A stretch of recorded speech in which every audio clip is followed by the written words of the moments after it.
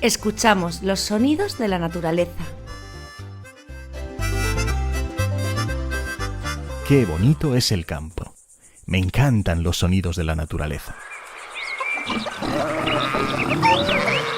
Los pájaros cantan muy bien.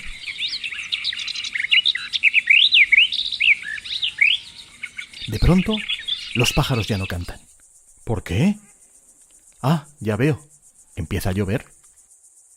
La lluvia cae aún lentamente. Pero poco a poco la lluvia comienza a caer más rápidamente. Parece que es una tormenta. Al burro no le gusta esta lluvia. Rebuzna muy fuerte. Sin embargo, las gallinas son felices. Siguen comiendo tranquilamente. El gallo nos avisa a todos de la lluvia. Los cerdos también siguen comiendo. Los cerditos están con sus mamás.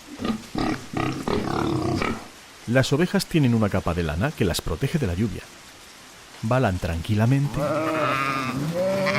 y el perro pastor las guía a casa. El caballo de color marrón oscuro se llama Eclipse y es muy rápido y fuerte. A Eclipse le gusta galopar a toda velocidad.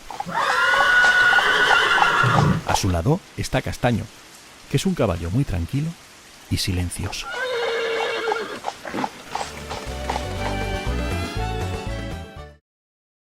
¿Reconoces estos sonidos?